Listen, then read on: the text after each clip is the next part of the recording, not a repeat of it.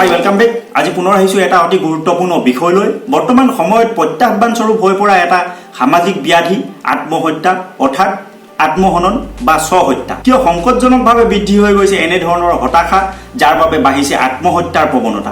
ইয়াৰ বাবে কোন জগৰীয়া, কেনেদৰে ইয়াক আমি প্ৰতিৰোধ কৰিব পাৰিম? ই এটা মানসিক সমস্যা বা মানসিক বেমাৰ। এই হতাশাৰ সমস্যাত ভুগিলে ব্যক্তিজনৰ কেনেকুৱা ধৰণৰ লক্ষণ প্ৰকাশ পাব পাৰে তাৰ বিষয়ে আপোনালোকক ক'ম। মই ডাক্তৰ হৰি, আপোনালোক সকলোকে ডাক্তৰ হৰিছ ৱেলফেয়াৰ চেনেললৈ স্বাগতম জনাইছো।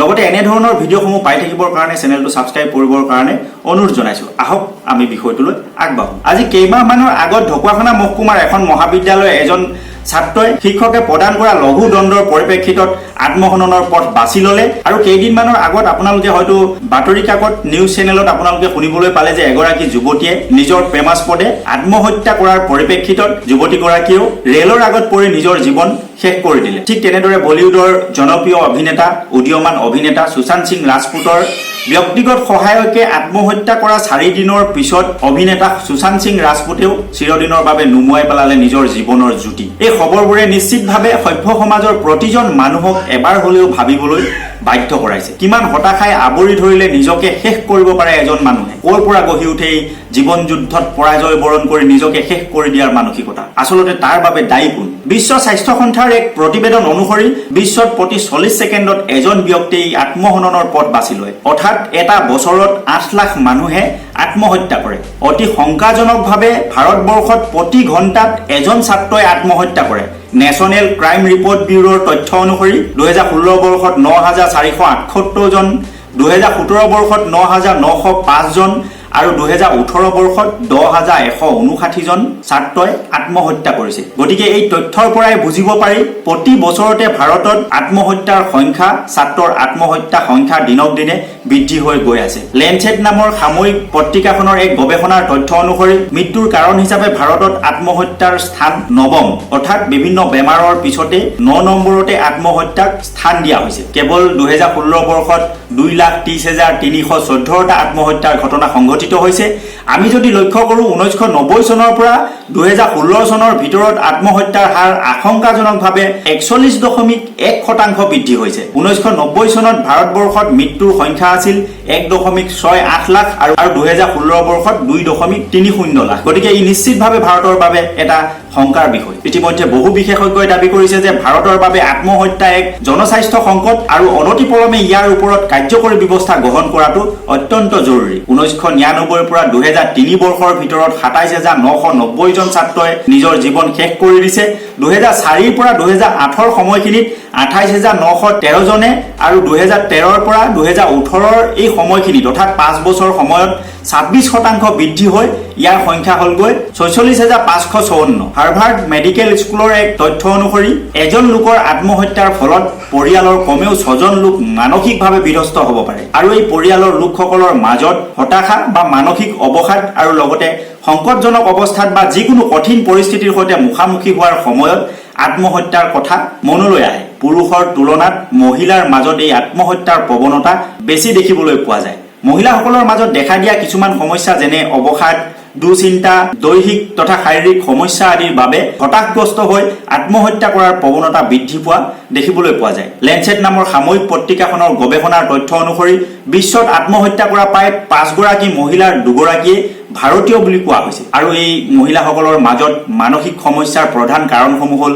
যৌথ পৰিয়াল, কম বয়সতে বিয়া হোৱা, অবিবাহিত বা অপ্ৰত্যাশিতভাৱে মাতৃত্বৰ বোজা বহন কৰা, কৰ্মসংস্থাপনহীনতা, বিভিন্ন ধৰণৰ অবাঞ্ছিত মানসিক সমস্যা আদি বুলি উল্লেখ কৰা হৈছে। আৰু আটাইতকৈ দুখজনক কথাটো হ'ল যেতিয়া এগৰাকী মহিলাৰ ডিপ্ৰেছনৰ লক্ষণসমূহ প্ৰকাশ পায় তেতিয়া মহিলাগৰাকীৰ এইসমূহ লক্ষণৰ প্ৰতি পৰিয়ালৰ লোকে বেছি গুৰুত্ব প্ৰদান কৰা দেখা নাযায়, যাৰ বাবে মহিলাগৰাকীৰ মানসিক স্বাস্থ্যৰ ব্যাপক ক্ষতি হয়। ফলত মহিলাগৰাকীৰ হতাশা আৰু পষ্ট ট্ৰমেটিক ষ্ট্ৰেছ ডিজিজৰ দৰে বেমাৰৰ চিকাৰ হয়, যি মহিলাগৰাকীৰ মনত আত্মহত্যাৰ প্ৰৱণতা প্ৰবল কৰি তোলে আৰু আত্মহত্যাৰ মুখলৈ মহিলাগৰাকীক ঠেলি দিয়ে। এক তথ্য অনুসৰি 2016 বৰ্ষত সমগ্ৰ বিশ্বৰ সৰ্বমুঠ 2,75,624 গৰাকী মহিলাই আত্মহত্যা কৰিছিল। ইয়াৰে 37% অৰ্থাৎ 96,380 গৰাকী মহিলা ভাৰতীয় লেঞ্চেট নামৰ সাময়িক পত্ৰিকাখনৰ প্ৰতিবেদনৰ তথ্য অনুসৰি 15ৰ পৰা 39 বছৰ বয়সৰ মহিলাসকলৰ মৃত্যুৰ অন্যতম প্ৰধান কাৰণ হ'ল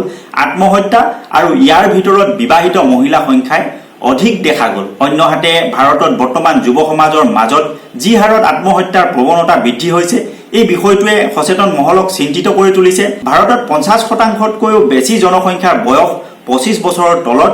2016 বৰ্ষত মুঠ 1,45,567 জন 15ৰ পৰা 39 বছৰ বয়সীয়া যুৱকে আত্মহত্যা কৰি নিজৰ জীৱন শেষ কৰি দিছে। আৰু এই যুৱকসকলে আত্মহত্যা কৰাৰ মূল কাৰণ আছিল পাৰিবাৰিক অশান্তি, পৰীক্ষাৰ ফলাফলৰ অসন্তুষ্টি, প্ৰেমজনিত সমস্যা, বিদ্যালয় মহাবিদ্যালয়ৰ ক্ষেত্ৰত সন্মুখীন হোৱা বিভিন্ন ধৰণৰ সমস্যা, প্ৰতিপূৰ্ণ কৰ্মজীৱন নিৰ্বাচন বা প্ৰতিপূৰ্ণ পেছাগত সমস্যা, কিছুমানৰ ব্যক্তিগত সম্পৰ্কত ভুল বুজাবুজি আৰু মাদক দ্ৰব্যৰ প্ৰতি আসক্তি আদি। সমগ্ৰ বিশ্বত যিমান মানুহে আত্মহত্যা কৰে তাৰে 23.4% ভাৰতীয়। ইয়াৰ মূল কাৰণ হ'ল মানসিক ৰোগৰ সম্পৰ্কে সাধাৰণ ধাৰণা নথকাৰ বাবে ইয়াৰ চিকিৎসা গ্ৰহণ নকৰা বা যিসকলৰ ইয়াৰ ওপৰত ন্যূনতম ধাৰণা আছে তেখেতসকলে সমাজত হাঁহিয়তৰ পাত্ৰ হোৱাৰ ভয়তো বিষয়টো গোপনে ৰখাৰ বাবে চেষ্টা কৰে, যাৰ বাবে ৰোগত এজন ব্যক্তি বছৰ বছৰ ধৰি ভুগি থকাৰ বাবে ইয়াৰ পৰিণতিত আত্মহত্যাৰ দৰে সমস্যাৰ শিকাৰ হ'ব লগা হয়। এতিয়া এই আত্মহত্যাৰ বাবে আচলতে দায়ী কোন? এই আত্মহত্যাৰ মূল কাৰণ হ'ল মানসিক অৱসাদ বা উদ্যমহীনতা বা হতাশা। এই ডিপ্ৰেছন বা অৱসাদ ক'ৰ পৰা সৃষ্টি হয়? ই এটা অত্যন্ত গুৰুত্বপূৰ্ণ স্বাস্থ্য সমস্যা। ই কেৱল এটা খন্তেকীয়া মনৰ বেদনা নহয়। যেনেদৰে আমি মনত কেতিয়াবা দুখ অনুভৱ কৰোঁ, আমাৰ দুখ লাগে, বিষণ্ণ হৈ পৰোঁ, ডিপ্ৰেছন কিন্তু এনেকুৱা ধৰণৰ সমস্যা নহয়। পৃথিৱীত আটাইতকৈ কমন, একেবাৰে সুলভ, সহজতে দেখি পোৱা বস্তুটোৱে হ'ল দুখ। যিকোনো সময়তে যিকোনো কাৰণতে আমি দূষিত হ'ব পাৰোঁ। তাৰ লগে লগে ডিপ্ৰেছনো এটা সচৰাচৰ সমস্যা। ডিপ্ৰেছন তাক কোৱা হয় যেতিয়া আমাৰ মনত অনুভৱ হোৱা দুখ কেতিয়াও সমাপ্ত হ'ব নিবিচাৰে। দিনৰ পিছত দিন, মাহৰ পিছত মাহ ধৰি একেটা দুখেই মানুহজনক আসন্ন কৰি ৰাখে। তেনে সমস্যাক আমি ডিপ্ৰেছন বুলি কওঁ। আৰু আপোনালোকে এটা কথা লক্ষ্য কৰিব, যেতিয়া এজন মানুহৰ কোনো ধৰণৰ কামৰ প্ৰতি গুৰুত্ব নাথাকে, নিজকে সদায় অকলশৰীয়া অনুভৱ কৰে, মানুহৰ সৈতে মিলা মিছা কৰিব নোখোজে, জীৱনৰ সকলো আশা, সকলো উদ্যম যেন হেৰুৱাই পেলায় আৰু মানুহজন হতাশ হৈ পৰে, এই অৱস্থাটোৱে ডিপ্ৰেছন। কম বয়সীয়া যুৱকসকলৰ মাজত এই সমস্যা বহু বেছি দেখিবলৈ পোৱা যায়। বৰ্তমান বিশ্বত প্ৰতি মুহূৰ্তত, এই বৰ্তমান মুহূৰ্ততো কিন্তু 19 মিলিয়ন অৰ্থাৎ 19 নিযুত যুৱক এই ডিপ্ৰেছনৰ সৈতে যুঁজি আছে, নিৰন্তৰ যুঁজি আছে। মানে এক কথাত ক'বলৈ গ'লে প্ৰতি মুহূৰ্তত বিশ্বৰ 19 নিযুত যুৱক এই ডিপ্ৰেছনৰ শিকাৰ হৈ আছে। এই ডিপ্ৰেছনত ভোগা যুৱক যুৱতীসকল বা এই ডিপ্ৰেছনত ভোগা মানুহৰ কেনেকুৱা ধৰণৰ লক্ষণ প্ৰকাশ পাব পাৰে? এটা কথা আপোনালোকে লক্ষ্য কৰিব, এজন মানুহ যেতিয়া ডিপ্ৰেছনত ভোগে, সেই ডিপ্ৰেছনত ভোগা মানুহজনৰ বিশেষ কিছুমান লক্ষণ প্ৰকাশ পায়।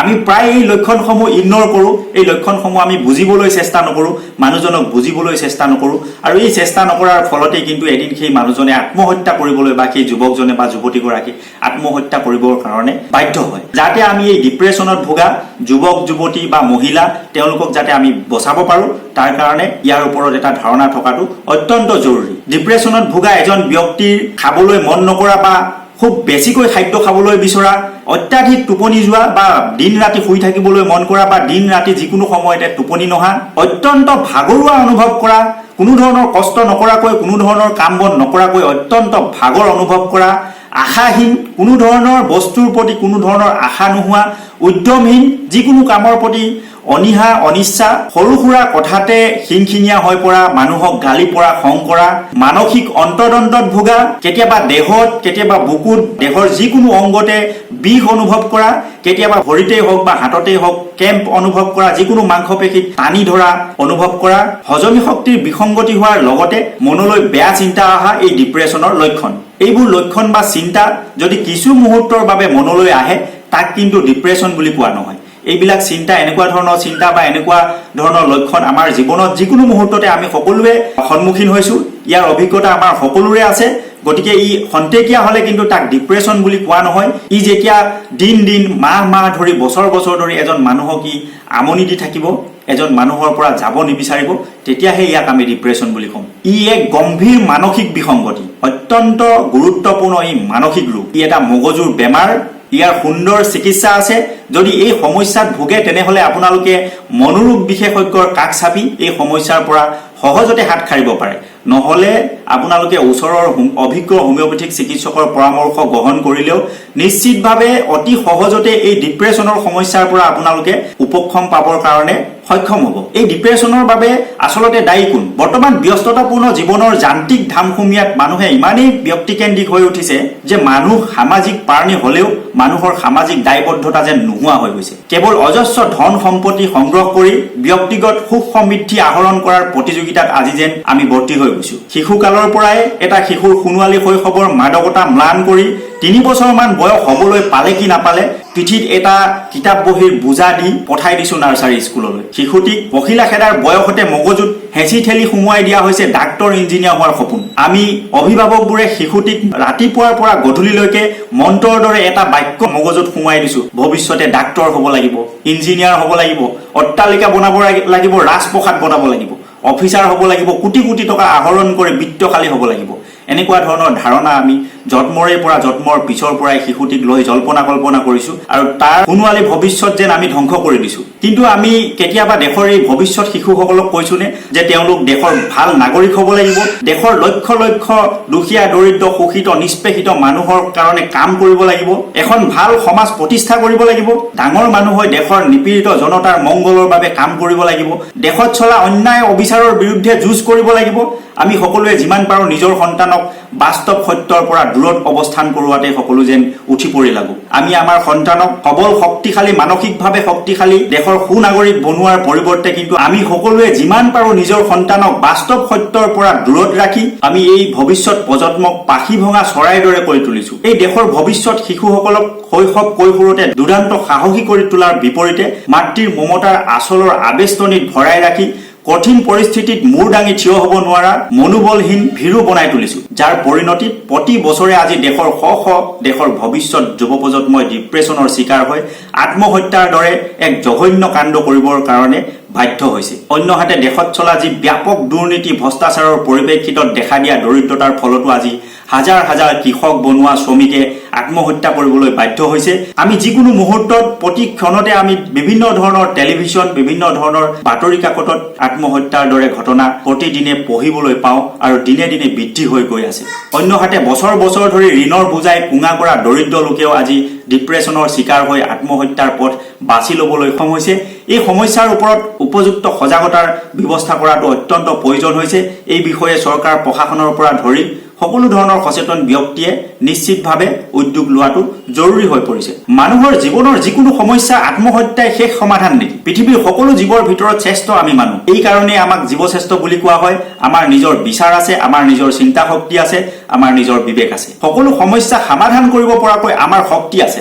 কিন্তু সমস্যাসমূহৰ সৈতে সন্মুখীন হোৱাৰ বিপৰীতে পলায়ন কৰাটো কেতিয়াও আমাৰ লক্ষ্য হ'ব নোৱাৰে, কেতিয়াও এজন সুস্থ সবল মানুহৰ লক্ষ্য হ'ব নোৱাৰে। দেশৰ যি লক্ষ লক্ষ যুৱক আজি মানসিক অন্তৰ্দ্বন্দ্বত ভুগি আছে, হতাশাত ভুগি আছে, সেই সকলোবোৰ যুৱকে এটা কথা মাত্ৰ ভাবক, আমি বহু পুণ্যৰ ফলত এই মানৱ জীৱন লাভ কৰিছো, যাক আমি এই মানৱ সম্পদ হিচাপে আমি অভিহিত কৰিছো। গতিকে আমি জীয়াই থাকিব লাগিব নিজৰ বাবে নহয়, সমাজৰ বাবে জীয়াই থাকিব লাগিব, আমি আমাৰ ৰাজ্যখনৰ বাবে জীয়াই থাকিব লাগিব, আমি আমাৰ দেশখনক সেৱা কৰিবৰ কাৰণে আমি জীয়াই থাকিব লাগিব। গতিকে যিসকল যুৱকে এই হতাশাত ভুগি আছে তেওঁলোকলৈ মোৰ অনুৰোধ থাকিল, তেওঁলোকৰ মনলৈ যদি এই হতাশা নামি আহে তেনেহলে আপোনালোকে নিজৰ ঘৰখনৰ কথা ভাবিব, নিজৰ মা দেউতাৰ কথা ভাবিব আৰু পৃথিৱীত একে সময়তে এই হতাশাত ভুগি থকা লক্ষ লক্ষ মানুহৰ কথা ভাবিব। নিজে যি হতাশাত ভুক্তভোগী হৈ আছে সেই হতাশাত ভুক্তভোগী হৈ থকা লক্ষ লক্ষ মানুহক সেই হতাশাৰ পৰা উদ্ধাৰ কৰিব পাৰি নেকি সেই কথা মনলৈ আনিব। নিশ্চিতভাৱে হতাশা আপোনালোকৰ নোহোৱা হৈ যাব।